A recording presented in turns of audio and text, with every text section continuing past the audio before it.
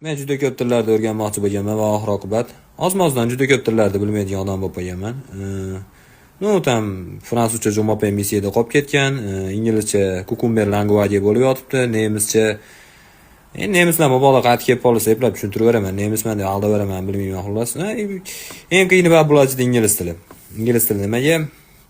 Zamonlar qiyin edi baribir.